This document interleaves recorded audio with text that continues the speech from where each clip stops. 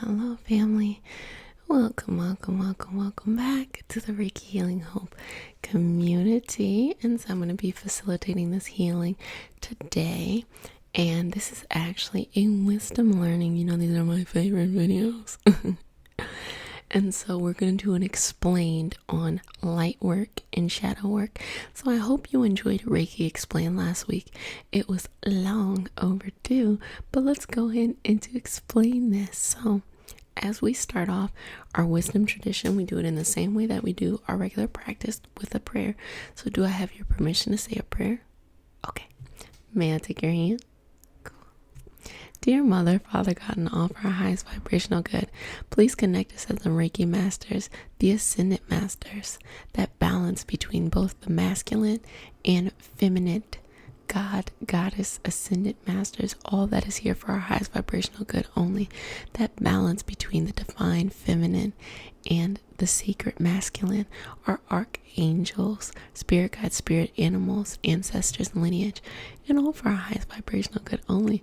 May we connect into all of these energies surrounding us, that unconditional love, forgiveness within our own healing journey first, and allow that energy to runneth over to those around us. So I say all of this in the name of I am Ashe, Ashe, Ashe. And also to add that we learn some new stuff today. So recently in videos, I've been talking quite a bit about light work and shadow work. So we're going to talk about that difference between light work, shadow work, what it is. So I've talked about it in other videos, but I really wanted to take a moment out to just sit and process what it really means. Now, light work is, in a nutshell, manifesting. Shadow work, in a nutshell, is healing.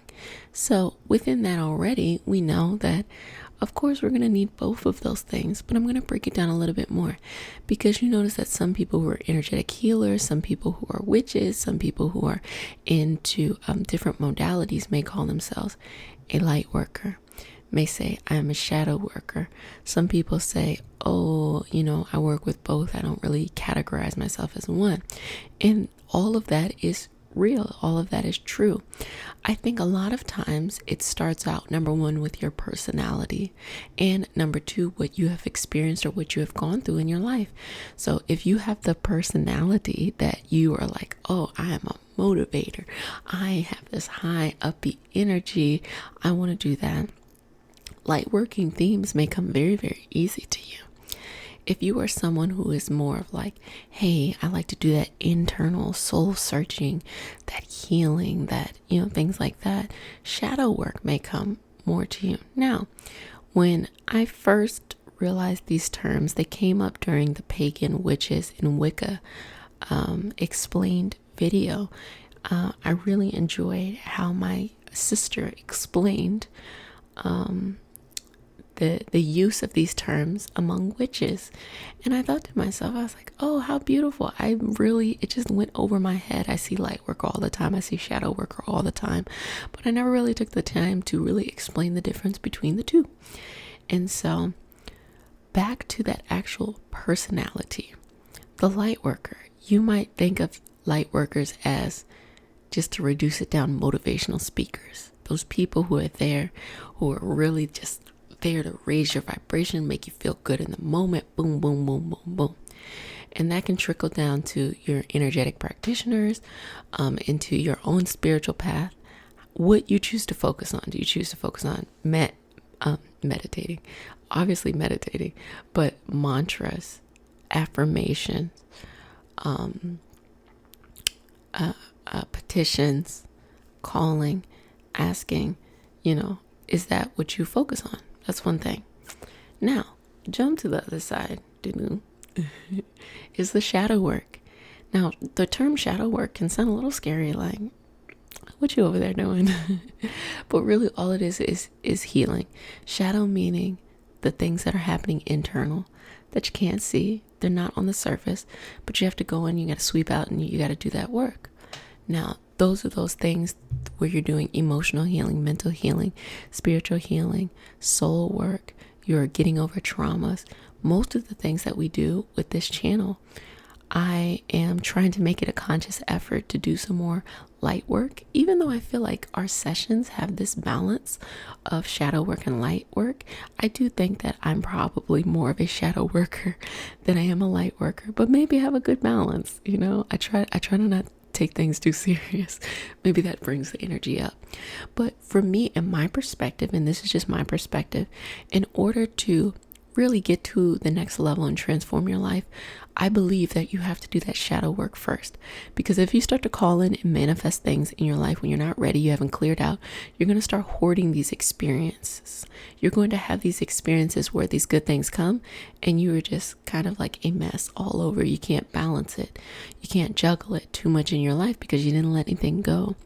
In order to let things go, you got to do that shadow work. You got to deal with your traumas. You got to understand how you motivate yourself and what is that self-talk you give yourself when you're by yourself, when things are going right, when things are going wrong. You also have to understand your relationships with others, those attachments, those cycles. And you got to be connected with your purpose and own your purpose and own your self-worth and your confidence. And a lot of that comes out from sweeping, just coming in and clearing out all of that debris, because people can't really look at you and tell you need work. That's something that you have to go within yourself and make that decision.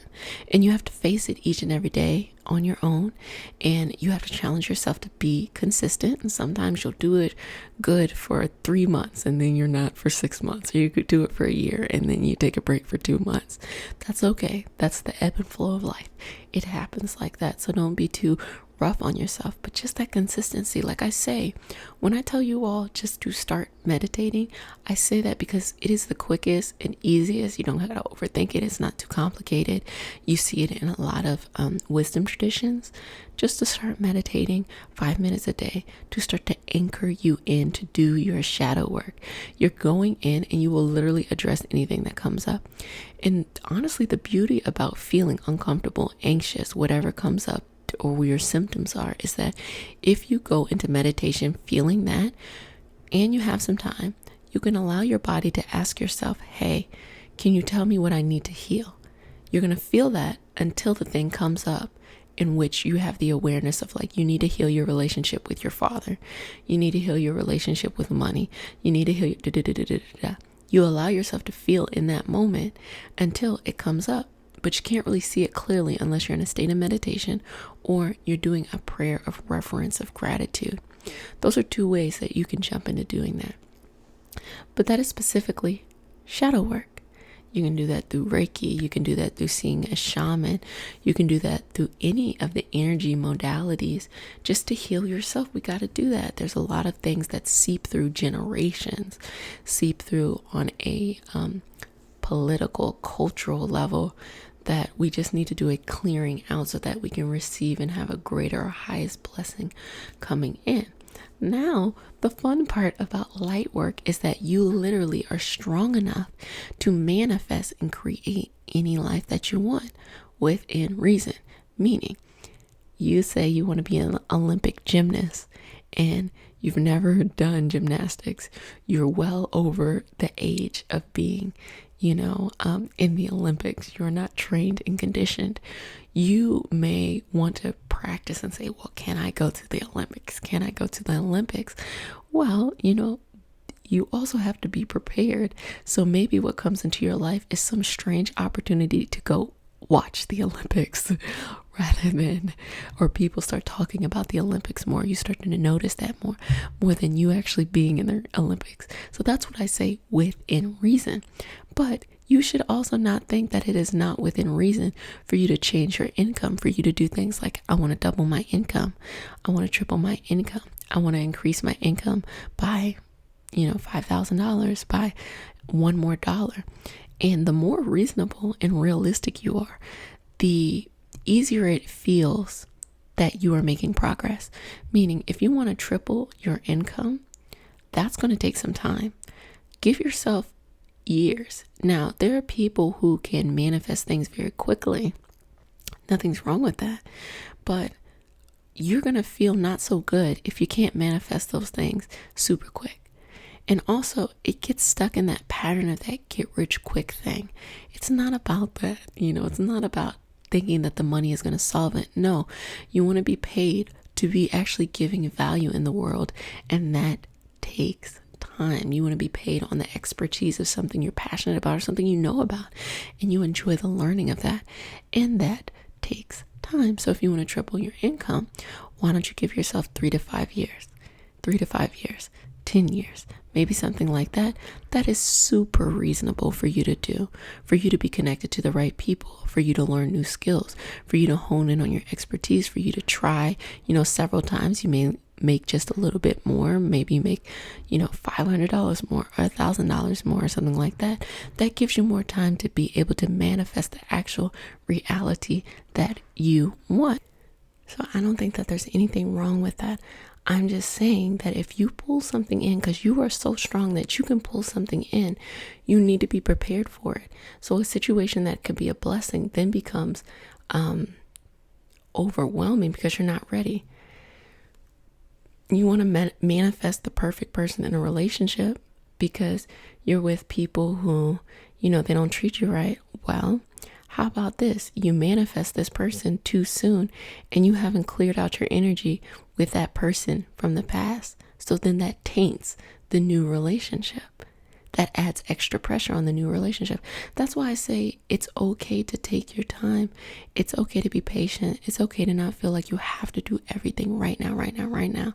You may feel like, oh, I want to get this person out of my life, so I want to focus on another person. No, what you really should be doing is get the person out of your life and then let yourself be open and clear to receive in. Because if you receive this right person in and you still got that toxic energy going on, even if you're the toxic person, or there's a balance of the toxicity, it's just two nice people who aren't meant together, you're pulling that person in an environment that is not your highest vibrational good. The same with work. If you are at a current state where you don't like your job, you don't like what you do working wise, you might see an opportunity come into your life, but you don't have the energy or the motivation to go after it because you're stuck in the same mentality that you're in this other job. What you need to do is look at the job that you have now, see the things you like, understand the things you don't. Start to focus more of that mental energy, emotional energy, energetic existence on the things you do like. Start to do better at the things that you do like. Start to be a leader in the things that you do like in order to attract more opportunities that are like that. So that when you are trying to channel in and bring more into your life, you can bring it in from that perspective. You're already in the mindset, I'm doing more. I'm going to take this opportunity instead of making yourself too afraid. And you're like, oh, I can't do it. I don't want to do it. I don't feel like doing it. That's the important part of bringing things in, but you got to be able to let things go. So it's a balance. And I really hope that explaining this kind of demystifies what's going on. I see a lot of videos on YouTube and information around where it's like, hey, drastically change your life, but not clearly explaining like you have to do the work to sweep it out. It doesn't mean those people are wrong in the techniques they're giving you. I'm simply saying that if you don't want to always be stuck in the same pattern of highs and lows, you got to clear that stuff out so that, when you have an opportunity, you can use it. And then when the opportunity goes away and you're waiting for the next one, you balance out. You don't feel like you're going all the way low because you have this kind of high peak or high expectation of things have to feel good all the time. And if they don't, then something's wrong. Not at all. Doing that shadow work gives you kind of this even playing field of balance. So what are some actual actions that you can take? Now, we talked about in shadow work, we talked about your meditation. Let me adjust myself. See, I'm getting so hyped that I start getting all up in my chair. Okay, a mess. I tell you, I'm a mess. So we talked about in shadow work, you doing the meditation, especially when you're anxious, going into that meditative state and not leaving it until you get the answer that you're looking for, which is, what do I need to heal? What do I need to heal? And what it'll feel like is you'll feel completely resolved in that moment of feeling better, and you'll get an answer. And then you take that information and you do the work. If it says heal money, do the work. Start by saying a prayer. I want to just thank the universe for all of the wealth that I have in my life, overflowing wealth, blah, blah, blah, blah, blah. And then research, well, how can I handle my budget well? How can I raise my vibrations to feel like I'm worth more? And start doing that. Because if you do not do that consistently, even if it's 5 or 10 minutes a day, thinking the universe for what you have and working on that thing that comes up in meditation, you're going to have to continue to repeat this pattern over and over and over again, over and over again. And I'm not saying that it relieves your anxiety 100% from that moment. What it does is it slowly takes baby steps. Now, another thing you can do is that if you're caught in that moment of feeling anxious or feeling like this thing is overwhelming you, then you do your prayer. You can write this prayer now, and it is a prayer of what you want. Just make it as short as possible. And you have to say it from the perspective that it has already happened. So thank you, universe, for giving me overflowing health, overflowing wealth, and passion in my life. Boom. And when you get in that state of anxiety, just say that prayer over and over again, because you're trying to stop that feeling. Because what's happening is that you went high, and now if this is the middle level, you're about to go low. You say the prayer to at least get you at the middle level so that you learn a new baseline. The baseline doesn't have to be down here. I see people yo-yo all the time. And they just get used to it, even to the fact where they see beautiful things come into their lives, but they don't believe it because it doesn't give them that high, sugar peak feeling. It may just feel like this. So because it's not giving them that, instead of taking that opportunity, they go all the way down because they like to feel that contrast, and they don't even realize they're doing it energetically. I see it all the time. I see it honestly, and I'm going to be very trying to be understanding here. I see it a lot of times in people when it comes to religion. Them going after their religious practice, they look at religion from the perspective of, what am I doing wrong? That I am a sinner, that I am not good enough. And there are some people who have had a huge amount of trauma from faith. I tell you all the time, I'm a queer woman, I am a gay woman. So it is crazy to think that a community, this is not all communities, but a community could say discriminatory things about you, and then that's the same community you need to come back to pray and raise your energy. It creates a system in which you get used to those patterns in your life. And so, like I was saying, I'll tell you the truth, it was actually with my mom being raised Jehovah's Witness. She is originally from Korea. She came to the US by herself. It was a lot of trauma being there, being biracial, and seeing colorism there, seeing colorism here, and her having to navigate that space. And I think because of that, she fluctuated with this feeling of religion. Specifically, if you ever met any Jehovah's Witnesses, it's very culty. And I try to be very understanding of people wanting to have their own faith in their own religious traditions. That's fine. I think it's beautiful for community, but I actually don't have a sensitive spot there, only because it's my experience. And I just feel like it's my right to feel like I can do that, but it's not to offend anyone else. I'm just speaking ownership of what I had actually seen in that, sect of Christianity. And I think she got so used to being in this yo-yo of, I feel really, really great, because I'm following all of these rules, and then not feeling great. And all it takes is like maybe having a tough financial situation, right? And then everything draws down, and then maybe you don't feel like going to, they call it the meeting. Maybe you don't feel like going to the meeting that day, or maybe you don't feel like doing your Bible study that day. That doesn't mean you haven't had a conversation with God, or that God is not with you. And because you're not doing that, people are noticing that you're falling off and you're feeling bad. Maybe you hit a low moment because she faced a lot of mental health issues, very suicidal, very going through these emotional things. And me watching all of this happen, seeing that And noticing this habit of going back and forth, noticing this habit of going back and forth gave me a perspective of like, hey, this is not designed for you. It may be designed for someone else. It's not designed for you. You're always going to do this, and you're used to this energy going up and down. So I kept it real with her. Every year she's like, oh, I'm going to go back and I'm going to be more consistent. I'm like, okay, you're going to feel really good, you're not going to feel really good, you're going to feel really good. And you like that pattern because it's this unrealistic feeling of greatness when you go to it, and then you can't stay consistent with it because it's not meant for you. And then you feel down here and you go up here. And I'm like, I told her, I was like, you can have a relationship with God that has nothing to do with religion, or you can, explore other faiths that, have a connection to God that doesn't have to be so extreme, doesn't have to be so separatist.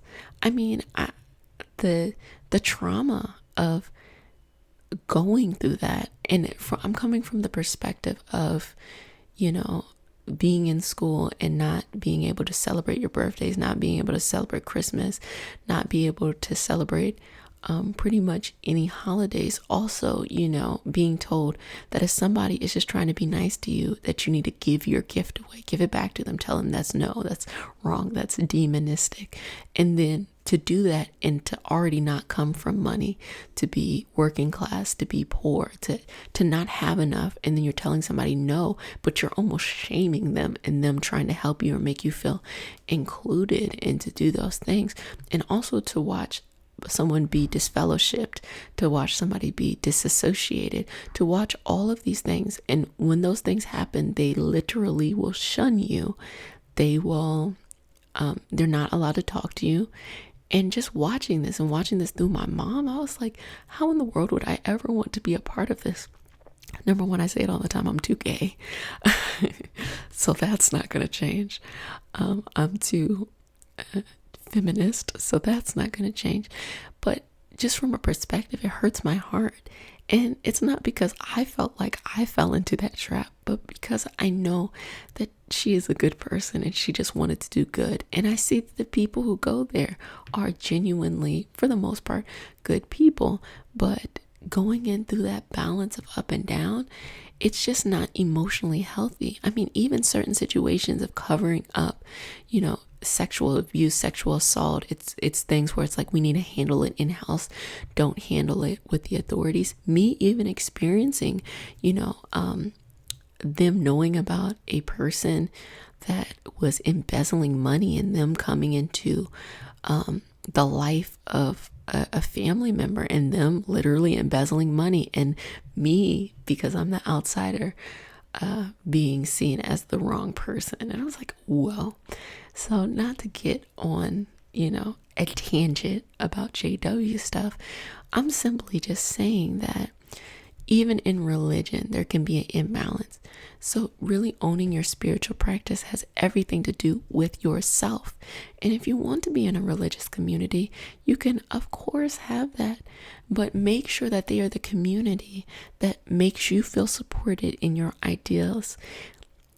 And also don't feel like you have to do whatever it is you were born into, or feel like that trap of like, oh, well, this is right because this is all I know.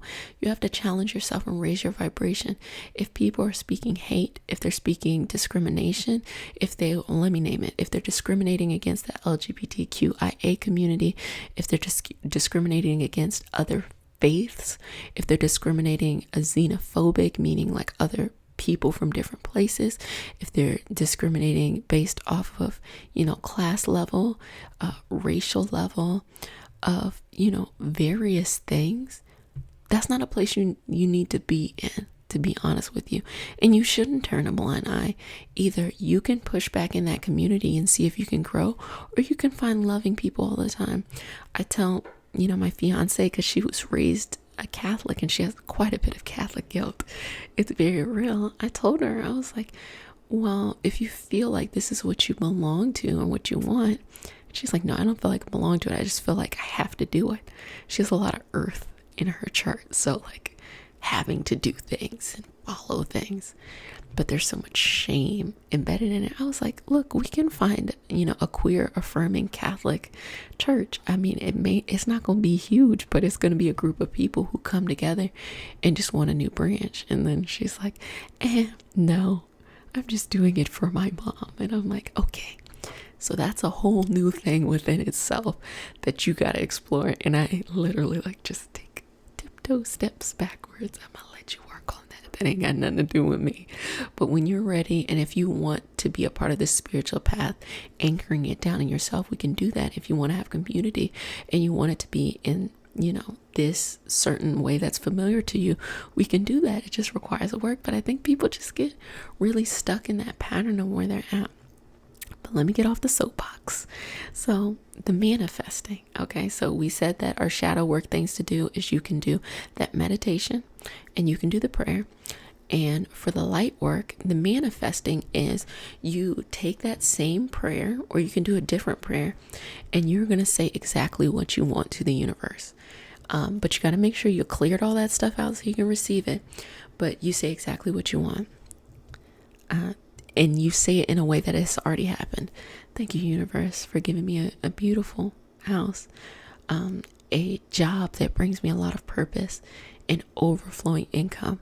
And when you start, it's tough. When you start, you got to say it or write it 3 times in the morning, 6 times at noon or lunch, whatever your lunchtime, and 9 times in the evening. It's called the 369 of manifesting. It's a concept that comes up from Tesla. Tesla, the scientist, the inventor, he was a little crazy about things ending in 3, 6, and 9. But in what we've learned nowadays, he went a little overboard.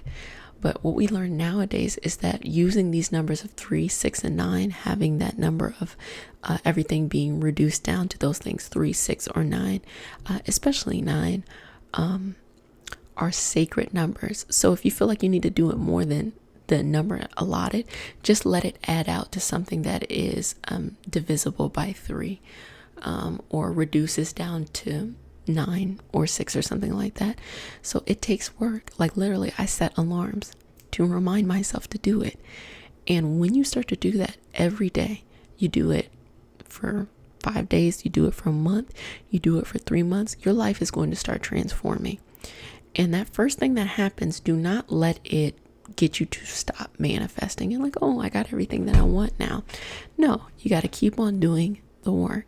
And I promise you, I literally promise you this, if you do this, and you can just say that prayer, that authentic prayer from your heart at, 3 times in the morning, 6 times in the afternoon, and 9 times at night, and you say it for an entire year, every day, I guarantee you your life is going to be transformed.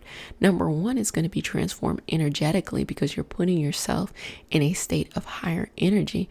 Number 2, you're going to have some new opportunities, and you have to know to take those opportunities or to have the courage. And 3, you're going to be a new state. But sometimes, when you receive so much in, you feel like you need to take a break and you stop manifesting. And so that's up to you if you want to take a break. It is kind of tough to get back in it, but that's up to you. Be patient. You got your whole life to figure it out. But that is the way that I believe to bring in manifestation in. You can also do affirmations for if there's any healing that you need specifically, that you say those things. I have the greatest amount of love and light. I have such strong emotional balance. You just do those things over. There's tons of recordings on YouTube. You just say it after the person in there. We have some affirmation videos, and just keep it going. So I hope you enjoyed this explanation of light work and shadow work. Tell me what you think. If there's ways that you like to do your shadow work or you like to do your light work, go ahead and comment below, because I love to learn new ways of doing things. But until next time, if no one's told you this, I'm going to tell you this. I love you. I'm so proud of you, and I cannot wait to see the beautiful things coming your way. So until next time, bye.